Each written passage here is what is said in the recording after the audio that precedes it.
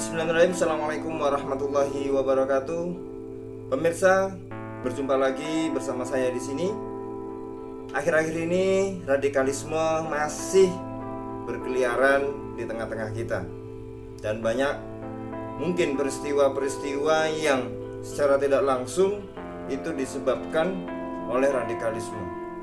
Sebenarnya apa sih ciri-ciri radikalisme? Agar kita itu aware, agar kita itu peduli terhadap lingkungan di sekitar kita, terhadap orang-orang di sekitar kita, sehingga dengan mengetahui ciri-ciri radikalisme itu, kita semakin bisa mencegah atau mungkin menasehati ada keluarga, teman, kolega, rekan, saudara, suami, istri, atau anak kita atau orang tua kita yang terpapar radikalisme.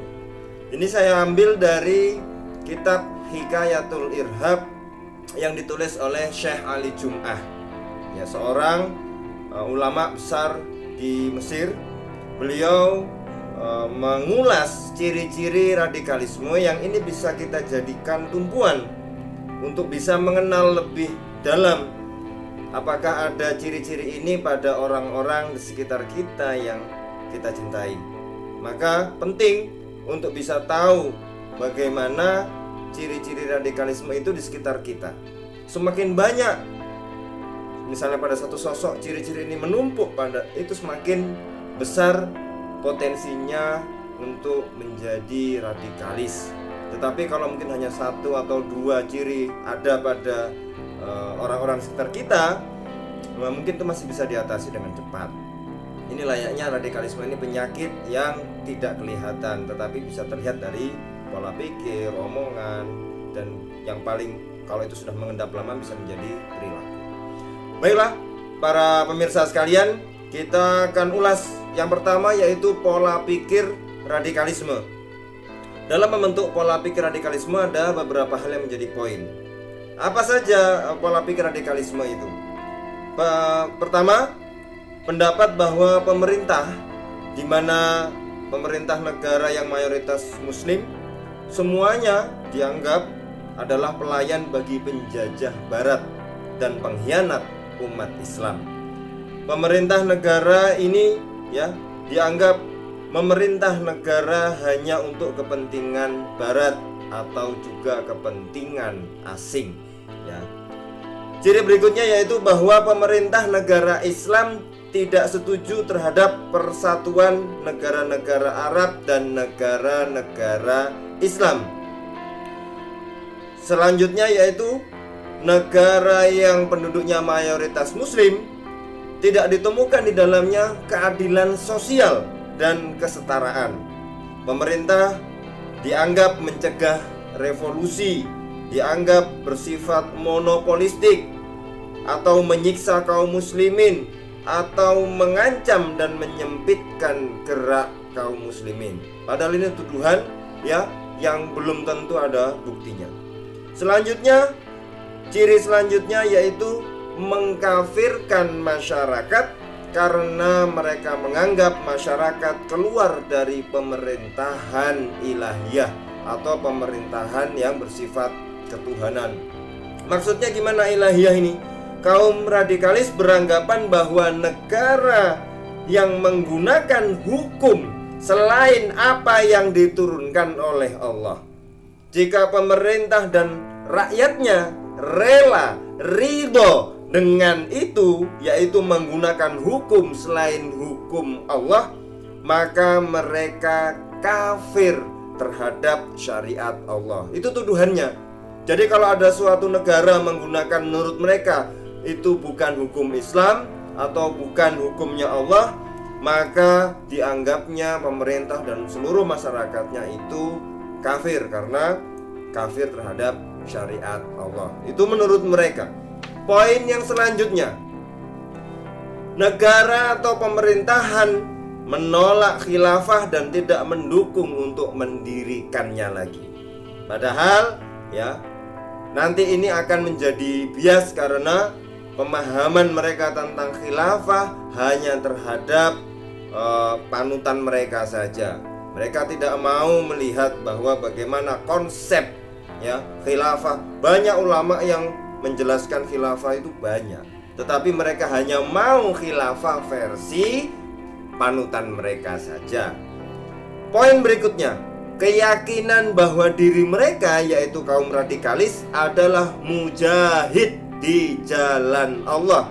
Sedangkan selain mereka, meskipun itu umat Islam, yaitu kelompok Islam, umat Islam yang lain, baik itu pemerintah dan rakyat, dianggap terlalu longgar dalam menjalankan kewajiban dari Allah, yaitu jihad, dan meremehkan puncak kebesaran Islam, yaitu menurut mereka adalah jihad. Di poin ini, kaum radikalis menganggap mereka ini adalah mujahid di jalan Allah. Jadi segala apa yang mereka perjuangkan, mereka anggap itu sebagai jihad fi sabilillah, jihad di jalan Allah, meskipun itu menabrak-nabrak hukum, nabrak syariat, nabrak-nabrak apapun saja, karena mereka sudah final menganggap diri mereka adalah sebagai mujahid. Poin berikutnya, rusaknya tauhid kaum radikalis ketika mereka membagi tauhid menjadi 3, yaitu tauhid uluhiyah, tauhid rububiyah, dan tauhid asma dan sifat. Itu adalah langkah pertama untuk mengkafirkan. Jadi entry pointnya untuk mengkafirkan umat muslim semuanya, menggolongkan manusia dengan ciri berdasarkan pembagian ketiga tauhid ini. Lalu setelahnya adalah wala, suka atau loyalitas, dan bara, membenci atau berlepas diri, didasarkan pada pembagian tauhid yang 3 tadi. Pembagian tauhid menjadi 3 adalah menurut Syekh Ali Jum'ah sebuah bid'ah yang dilakukan oleh Ibnu Taimiyah dan menjadi pintu untuk mengeluarkan umat Islam dari agama mereka. Berapa banyak ulama yang kemudian dikafirkan oleh mereka disebabkan 3 tauhid ini. Jadi 3 tauhid ini adalah entry point untuk bisa mengkafirkan umat Islam yang lain. Ini bahayanya ini. Kaum radikalis beranggapan bahwa mereka sedang dijanjikan oleh Allah berupa kemenangan dan penguasaan atas manusia seluruhnya. Ini berkaitan dengan tamkin. Mereka menganggap diri mereka dijanjikan oleh Allah untuk menjadi penguasa, untuk menguasai manusia seluruhnya. Dan dengan argumen inilah mereka merasa yang paling berhak untuk kemenangan itu, untuk kepenguasaan itu. Dengan alasan tersebut mereka berpendapat adalah suatu kepastian untuk bermusuhan, suatu keniscayaan untuk bermusuhan bertikai dengan seluruh umat manusia dan seluruh peradaban apa saja, bahkan termasuk permusuhan kepada umat muslim sendiri yang tidak dianggap sebagai bagian dari kelompok mereka. Poin selanjutnya adalah kaum radikalis merasa paling berhak untuk memerintah negara yang dimana di dalamnya ada umat muslim, tapi tujuannya mereka berkeinginan untuk menegakkan kekuasaan Allah di atas muka bumi, memerintah dengan syariat Allah yang sudah lama tidak ada menurut mereka. Dan mereka adalah pemimpin. Mereka menganggap diri mereka pemimpin dan mujahid kaum muslimin semuanya. Sehingga dengan argumen ini mereka menganggap kaum muslimin selain mereka adalah pantas untuk diperintah dan untuk dipimpin. Jadi mereka ini sangat gila kekuasaan. Sangat gila kekuasaan. Mereka pengennya mereka yang berkuasa, karena menurut mereka, mereka dijanjikan oleh Allah untuk menjadi pemenang dan penguasa. Itu menjadi pemenang dan menjadi penguasa. Ciri selanjutnya yaitu dari segi atau dari sisi pengetahuan dan keilmuan radikalisme. Adapun radikalisme jika ditinjau dari sudut pengetahuan dan keilmuan, ada punya ciri-ciri. Pertama, mereka mengingkari madhab. Mereka tidak mau ya pakai madhab. Mereka mengingkari beragamnya pendapat dalam pikiran, pemahaman, dan penerapan hukum-hukum syariat. Mereka mengaku bahwa paham yang benar cuma satu, dan hal itu membuat mereka banyak bertabrakan dengan pendapat para ahli fikih yang juga mujtahid. Jadi menurut mereka pendapat yang benar siapa? Pendapat mereka sendiri. Dan mereka tidak mau pakai madhab. Oh, madhab itu apa? Mujtahid, imam-imam madhab itu manusia, nggak maksum. Kita langsung ke Quran, kita langsung ke sunnah. Quran itu dari Allah, sunnah itu dari Rasulullah, dan Rasulullah maksum, langsung yang dijaga katanya. Tetapi mereka salah dalam memahami hal ini ya. Ciri yang kedua yaitu membuka fatwa, pintu fatwa dan ijtihad untuk orang awam ya.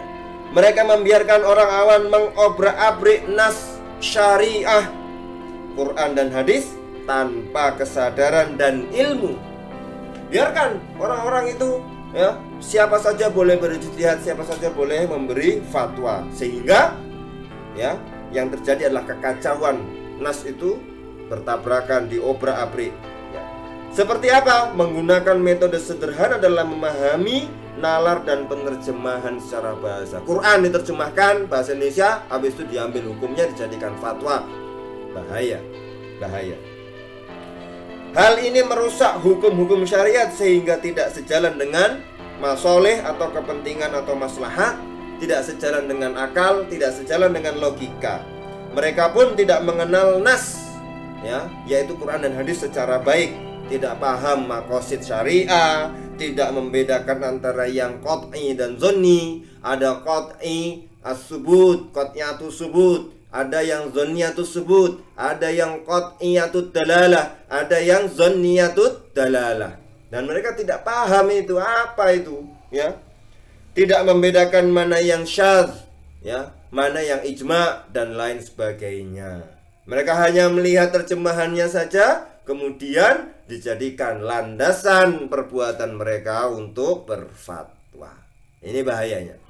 Ciri berikutnya adalah meremehkan bahasa Arab ya. Sesungguhnya bahasa Arab adalah ilmu, dan di dalamnya terdapat banyak kesulitan dan dibutuhkan usaha yang sungguh-sungguh untuk menyelaminya. Banyak dari mereka memakai pakaian ulama, akan tetapi perkataannya tidak mencerminkan kedalaman pemahaman terhadap bahasa Arab ya. Ini bahaya. Al-Quran pakai bahasa Arab, hadis pakai bahasa Arab, maunya langsung ke Quran dan hadis tapi tidak paham bahasa Arab, sehingga yang terjadi kacau ya. Ini menunjukkan ketidakpahaman mereka terhadap bahasa Arab dan tidak memahami pentingnya bahasa Arab dalam memahami nas syar'i. Dalam nas-nas itu Quran, hadis itu harus dipahami dengan bahasa Arab, yang kemudian bahasa Arab itu harus mumpuni kualitasnya untuk bisa memahami nas Quran dan hadis ya. Ciri berikutnya yang keempat, mengingkari tasawuf. Padahal tasawuf berdiri di atas apa? Mengekang hawa nafsu, menahan syahwat, menyucikan ruh, dan mengawasi tingkah laku dengan akhlak dan nilai. Kaum radikalis hanya mengambil agama dari sisi luar saja, dari casingnya saja, tetapi justru mengingkari pentingnya apa? Mengendalikan nafsu dan tingkah laku. Kita lihat ya, tuduhan awal bahwa tasawuf itu menyeleweng, sehingga apa? Orang dilarang untuk belajar tasawuf. Padahal tasawuf ini melembutkan hati ya, mengendalikan hawa nafsu, mengekang tingkah laku sehingga orang itu menjadi beradab, berakhlak ya. Seperti itu. Tapi mereka tidak mau. Oh, tasawuf itu banyak menyelewengnya, sehingga sudah kita tidak usah tasawuf. Nah, itu yang menjadi kesalahan mereka. Ciri yang kelima yaitu mengingkari negara. Kaum radikalis tidak mengetahui atau sengaja mengingkari bahwa Allah sendiri dalam Al-Quran telah memberikan kekuasaan bagi ulil amri. Tapi mereka tidak mau. Mereka mengingkari negara. Mereka mengingkari negara dan cenderung mengangkat sebagian dari mereka sebagai amir atau pemimpin. Jadinya gerombolan. Sebagian mereka diangkat menjadi amir, pemimpin, dan cenderung mengangkat ya dan mengajak masyarakat untuk membebaskan diri dari pemerintah yang sah atau makar, atau mereka menolak pemerintah yang sah. Mereka juga dengan ciri-ciri ini menghembuskan, menyebarluaskan ketidakpercayaan terhadap pemerintah. Mereka mengajak masyarakat luas, mengajak rakyat untuk tidak percaya kepada pemerintah. Apalagi di era teknologi sekarang, ya, banyak beredar postingan-postingan, foto, meme ya, dan yang lain-lainnya yang kemudian itu ya didesain sedemikian rupa agar masyarakat, agar rakyat tidak percaya kepada pemerintah. Nanti kalau masyarakat, jadi mereka memutuskan kepercayaan antara rakyat terhadap pemerintah, memutuskan kepercayaan rakyat terhadap pemerintah. Sehingga apa? Ketika rakyat sudah tidak percaya lagi pemerintah, mereka masuk untuk mendoktrin, ya. Itu ciri-cirinya. Keenam, mengingkari makna bangsa. Mereka menolak konsep bangsa, nation, ya. Mereka mengingkari persamaan hak dan kewajiban di antara anak bangsa di depan hukum. Mereka memerangi kebangsaan karena mengaku bahwa mereka mengikuti umat. Mereka ngaku-ngaku mereka mengikuti umat, sedangkan bangsa adalah bagian dari umat. Loh, kami ini umat, ya, umat Islam. Bangsa itu bagian dari umat Islam, maka mereka menolak bangsa. Mereka adalah, kalau dari ciri poin ini, mereka adalah kaum yang tersesat dengan anggapan mereka adalah kaum yang mendapat petunjuk. Ngomongnya mendapat petunjuk tapi padahal tersesat. Sehingga seolah-olah melegalkan mereka untuk menciptakan permusuhan dengan siapa saja. Mereka tuh pengennya musuhan dengan siapa saja. Nggak jalan musuhan, nggak jalan musuhan, nggak jalan musuhan. Siapapun yang tidak sesuai dengan mereka dianggap musuh, ya. Baik dari non-muslim atau dari muslim yang sudah mereka anggap kafir, ya. Permusuhan itu bernuansa tuduhan murtad hanya gara-gara perbedaan di dalam pemahaman, pikiran, dan penerapan hukum syariat. Hanya karena permasalahan-permasalahan yang furuk, yang kecil saja, mereka bisa menuduh murtad, menuduh kafir, menuduh munafik kepada sesama umat muslim. Kerjaannya siapa itu? Kerjaannya kaum radikalis. Poin yang ketujuh yaitu mengagungkan agama tandingan. Ini penting. Kenapa? Kita lihat. Di sini Syekh Ali Jumah menulisnya ad-din muazin, ad-din al-muazi, ya. Agama tandingan. Muazi itu sebenarnya artinya adalah sejajar, tapi di sini maksudnya agama tandingan. Apa itu? Agama tandingan di sini maksudnya adalah mereka tidak rela dengan agama Islam dan berbagai mazhabnya yang telah dilakukan oleh para ulama dan kaum muslimin sepanjang sejarah. Mereka menyajikan keraguan kepada masyarakat dengan dalih mereka memiliki pemahaman yang benar, karena mereka merasa memiliki pemahaman yang benar. Kenapa? Karena menghidupkan nuansa agama para sahabat dan salaf. Gini loh, kehidupan kami, ya, beragama kami sesuai dengan kehidupan sahabat dan salaf. Ini adalah dusta yang nyata. Kenyataannya umat Islam dari satu generasi ke generasi yang lain tetap beragama Islam kok. Kami tetap mengamalkan syariat kok. Tetapi berbeda dalam memahami dan menerapkan syariat sesuai tantangan zaman. Jadi para ulama itu kemudian berijtihad, zamannya udah beda, maka kemudian disesuaikan. Al-hukmu, mereka nggak paham kayaknya ini. Al-hukmu yaduru ma'al illati wujudan wa adaman. Hukum itu ya sesuai dengan ilahnya. Ilah apa ya? Mereka juga paham, ya. Jadi hukum itu ada atau tidak sesuai dengan ilahnya, alasannya, ya. Hukum itu bisa jadi gini. Jadi setiap zaman bisa jadi yang kemudian itu para ulama menyesuaikannya dengan kondisi zaman. Tapi mereka tidak mau, ya. Mereka pokoknya bikin agama tandingan, pemahaman agama tandingan. Kalau selama ini sudah banyak di masyarakat, misalnya tahlilan, wah tahlilan itu bid'ah, nggak ada. Pokoknya mereka bikin sesuatu yang pokoknya apa yang sudah beredar di masyarakat itu pokoknya ditandingkan. Tahlilan, mereka bilang tahlilan tidak boleh. Kunut, Mereka bilang kunut tidak boleh. Pokoknya apa saja yang sudah mengakar di masyarakat itu mereka anggap itu tidak ada atau dianggap salah, dianggap bid'ah. Pokoknya mereka bikin sesuatu yang menandingi yang sudah ada pada masyarakat. Ya, itu ya. Yang kedelapan, upaya dan kesadaran mereka menggunakan pola piramida terbalik. Yang remeh dianggap besar, yang besar dianggap remeh. Inti dari syariat justru dijadikan cabang, ya. Cabang dari syariat justru dijadikan inti. Mereka bolak-balik, otaknya kebalik, ya. Misalnya, mereka menetapkan wala, suka, loyalitas, dan barok, benci, berlepas diri itu berdasarkan jenggot dan cadar. Jadi kita suka loyal sama orang, oh jenggotnya, ya. Walaupun gimana sikapnya, gimana, enggak, pokoknya yang penting jenggotnya. Oh kita senang sama orang, oh kita enggak suka sama orang, kenapa? Oh enggak pakai cadar. Nah, soal-soal yang remeh seperti itu jadikan tolak ukur. Padahal jenggot dan cadar bukanlah hal yang pokok, melainkan hanya cabang, hanya furu. Mereka berbolak-balik, yang furu dijadikan pondasi, yang pondasi dijadikan furu tadi. 9. Pemahaman radikal semakin merosot dari satu generasi ke generasi berikutnya, justru semakin lama semakin melenceng, semakin jauh dari kaum muslimin dan dari mayoritas kaum muslimin. Jadi semakin melenceng, semakin melenceng, semakin melenceng, semakin melenceng, sehingga aneh. Jika aneh. Yang ke-10, mengkafirkan umat muslim. Kaum radikalis bersandar pada pemikiran murtad dan mengembangkannya untuk ditujukan kepada kaum muslimin yang lain dengan sebutan kafir. Jadi mereka bersandar pada, oh ini murtad, dan kemudian mengembangkan murtad ini untuk kemudian ditujukan kaum muslimin yang lain dengan sebutan kafir. Oh ini murtad, oh berarti kafir. Sepanjang sejarah mereka hadir, tidak ada satu ulama pun yang selamat dari tuduhan kafir mereka.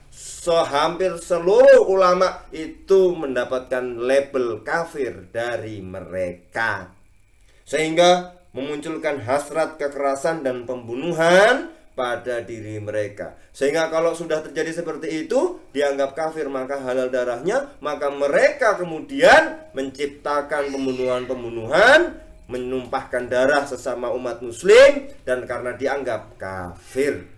Dari situlah kemudian terjadi kekacauan dan peperangan. Baik para pemirsa, dari beberapa ciri yang cukup panjang ini, ayo kita aware, kita awasi apakah diri kita mungkin ada terpengaruh ciri-ciri radikalisme ini, atau keluarga kita, anak-anak kita, orang tua kita, saudara kita, tetangga kita, kolega, rekan kita. Kalau semakin banyak ciri ini terdapat pada diri mereka, maka ayo kita nasihati, kita ajak kembali untuk bertobat, ajak kembali untuk memahami agama secara benar.